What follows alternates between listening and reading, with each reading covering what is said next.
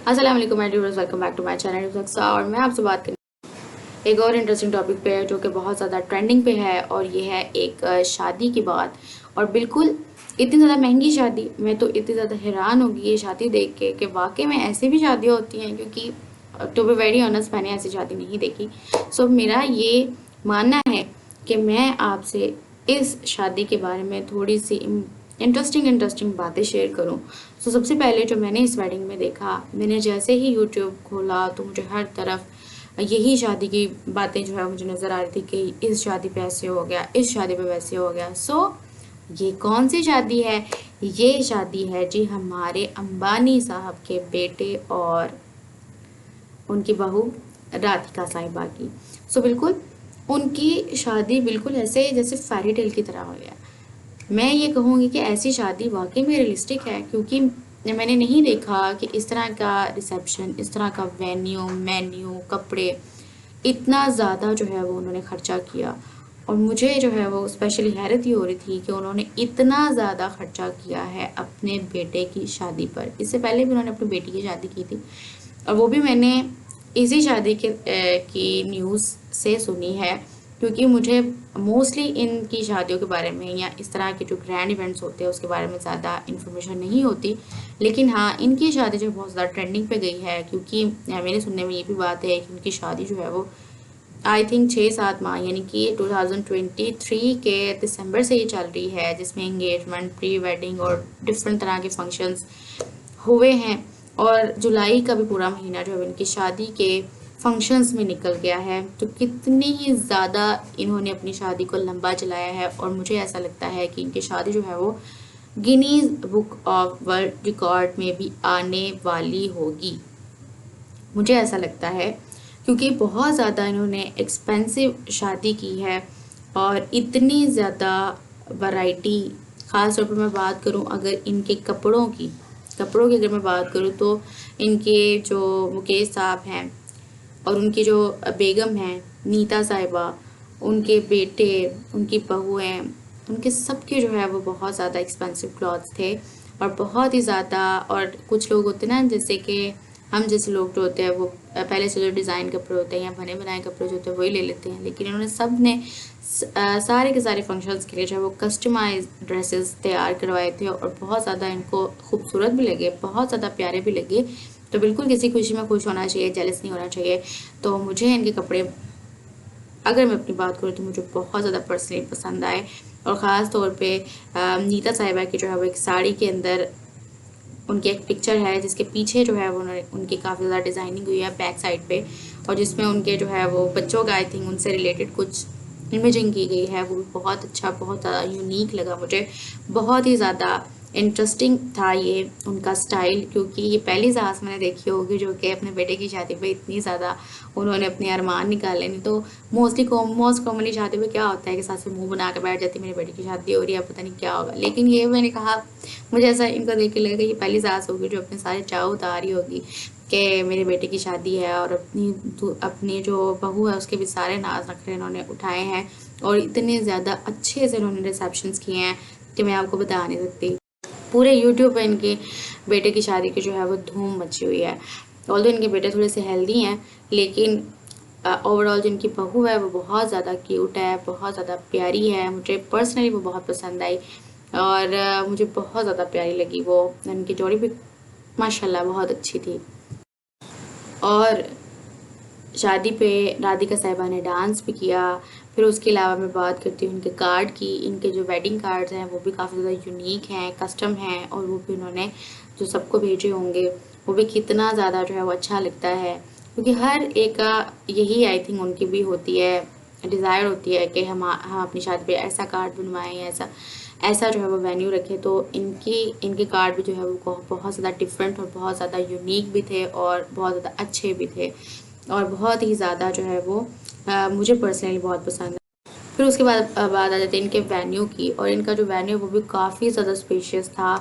चाहे वो फिर आप इनकी जो है वो मायों की रस्म हो, या फिर इनके जो है वो क्या उसको बोलते हैं, हाँ जी, मायों की रस्म हो गई, संगीत की रस्म हो गई। फिर उसके अलावा प्री वेडिंग रस्में जितनी भी थी इनकी सारी, उनके लिए इन्होंने सबसे जो है वो स्पेशियस अपना वेन्यू रखा, जिसमें काफ़ी ज़्यादा लोग जो है वो आ सकते हैं। और सबसे ज़्यादा मज़े की बात यह है कि इन्होंने जो इनविटेशन कार्ड्स हैं ना, सिर्फ और सिर्फ अपने फैमिली मेम्बर्स को नहीं, इन्होंने जितने भी मुल्क के बड़े बड़े सेलिब्रिटीज़ हैं उनको भी भेजे, और उसके अलावा पूरी दुनिया के जो बड़े बड़े लोग हैं, बड़े बड़े लोग से मुराद कि ऐसे लोग जो कि मिलियनेयर्स हैं, बिलियनेयर्स हैं, उनको इन्होंने इन्विटेशंस भेजे, और वो भी इनके बेटे की शादी पे तशरीफ़ लेके आए। और उन इम्पोर्टेंट पर्सनालिटीज़ में से जो है वो बिल गेट्स भी शामिल हैं, मार्क ज़करबर्ग भी शामिल हैं, और उसके अलावा भी कई सारे इम्पोर्टेंट सेलिब्रिटीज़ जैसे कि सलमान खान, शाहरुख खान, और भी कई सारे सेलिब्रिटीज़ जो है वो इनके फंक्शन में आए, और बहुत ज़्यादा इन्होंने इंजॉय भी किया। और उसके अलावा अगर मैं मेन्यू की बात करूँ तो मेन्यू में भी तरह तरह की डिशेस मौजूद थी। जैसे कि अगर स्वीट डिश है तो उसमें भी इतनी ज़्यादा वैरायटी थी कि इंसान देख के कंफ्यूज हो जाए कि उसको कौन सी डिश जो है वो सिलेक्ट करनी चाहिए खाने के लिए। उसके अलावा मेन कोर्स में अगर देखा तो उसमें बहुत ज़्यादा वैरायटी थी। उसके अलावा पूरी की पूरी स्ट्रीट इन्होंने प्रोवाइड की हुई थी। ऑल्दो कुछ खाना जो था वो इनका इस तरह का भी था कि किसी खाने को गेस्ट को परचेज भी करना पड़ सकता था। अदरवाइज़ इनका जो अपना मेन्यू था जो शादी के लिए था वो भी बहुत ज़्यादा स्पेशियस और बहुत ज़्यादा वैरायटी वाला था, और बहुत ज़्यादा ये मुझे अच्छा लगा कि इन्होंने काफ़ी ज़्यादा वैरायटी दी। ज़ाहिर सी बात है जब इंसान के पास पैसा है तो वो क्यों ना शो ऑफ़ करे, फिर तो ज़ाहिर सी बात उसका हक बनता है कि वो शो ऑफ़ करे। और सबसे ज़्यादा वाव फैक्टर जो मुझे इनकी शादी में लगा वो है जी इनकी जो बेगम है नीता अंबानी साहिबा, मुकेश अंबानी साहिबा की जो बेगम है नीता अंबानी, यानी कि जो लड़के की माँ है, उन्होंने जब शादी हो गई उनके बेटे की और उन्होंने अपनी बेगम को अपने बेटे के साथ बिठाया, तो सारे जो हॉल में सेलिब्रिटीज़ बैठे थे, इनके जो गेस्ट बैठे थे, जितने भी दोनों फैमिलीज़ के लोग बैठे थे, उन सबके सामने उन्होंने कितनी अच्छी और इतनी प्यारी स्पीच दी। और वो स्पीच ये थी कि उनकी जो है सबसे यंगेस्ट जो बहू है उसको वेलकम किया, और उसके अलावा उनको बहुत ज़्यादा प्यार से रखने का उन्होंने प्रॉमिस भी किया। उसके अलावा जी उन्होंने बहुत ज़्यादा उसको तसल्ली भी दी कि वो सिर्फ़ और सिर्फ हमारी बहू ही नहीं, हमारी बेटी भी होगी, उनका भी जो है उतना ही हक होगा अपने डॉटर इन लॉ पे जितना के लड़की के पेरेंट्स का उनके बेटे पर होगा। तो ये कितनी ज़्यादा अच्छी बात है।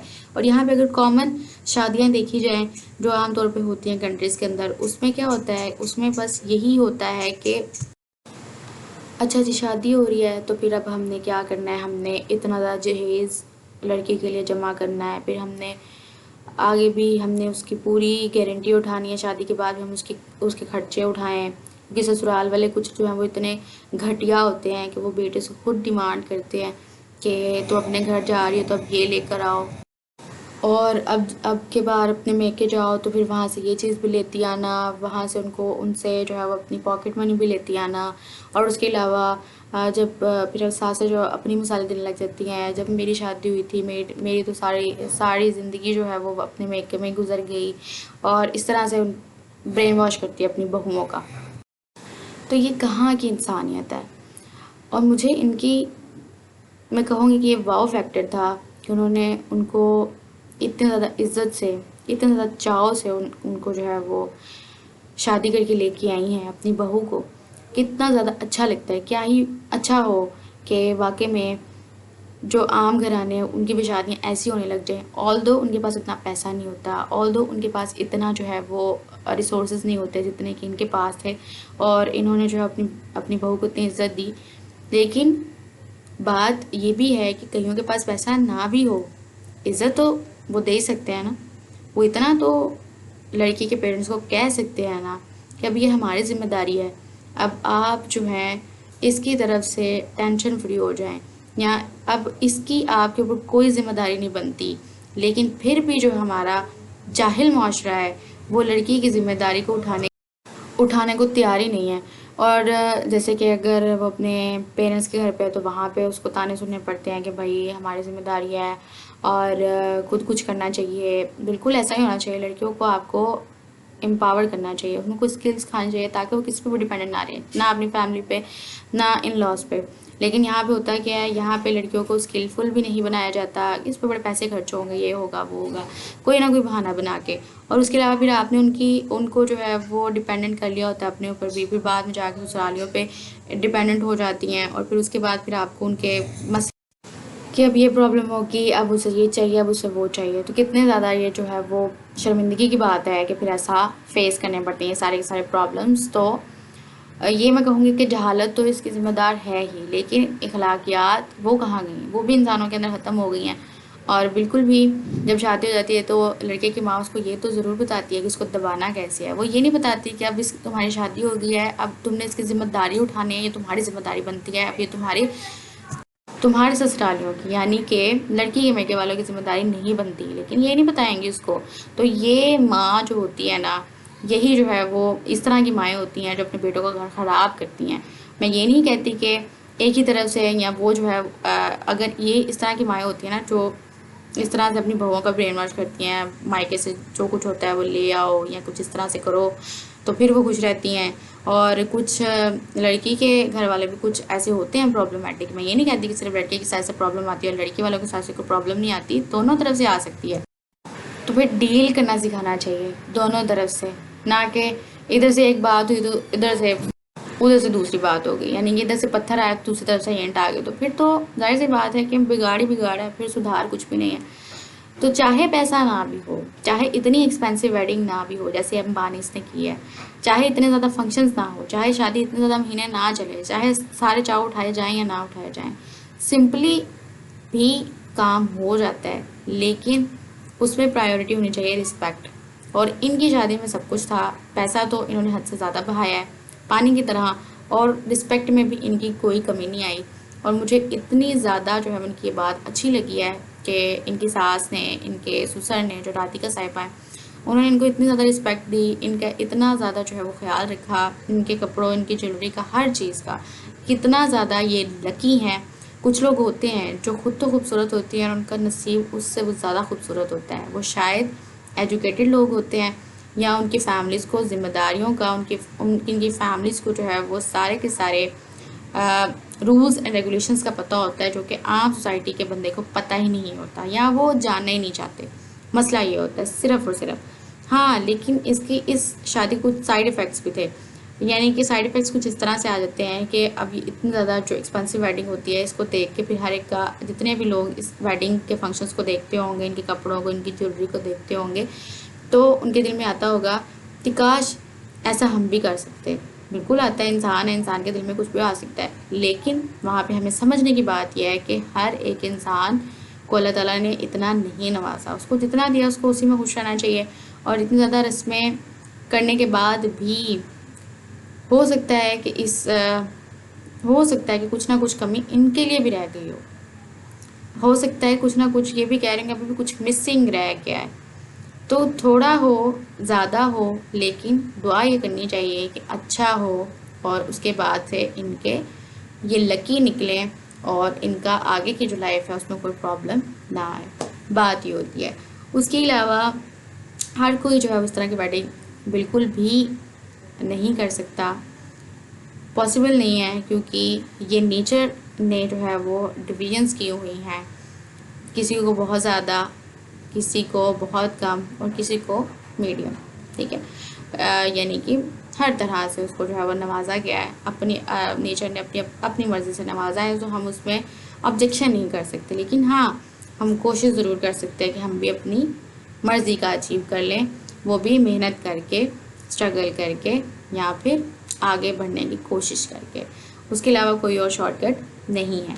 हाँ, लेकिन एक बात और भी, इन्होंने शो ऑफ बहुत ज़्यादा किया, वो भी मैंने शुरू में कह दिया कि हाँ, हक है इनके पास, जब पैसा हो तो फिर इंसान शो ऑफ ही करता है कि देखो मेरे पास है और मैंने लगाया है।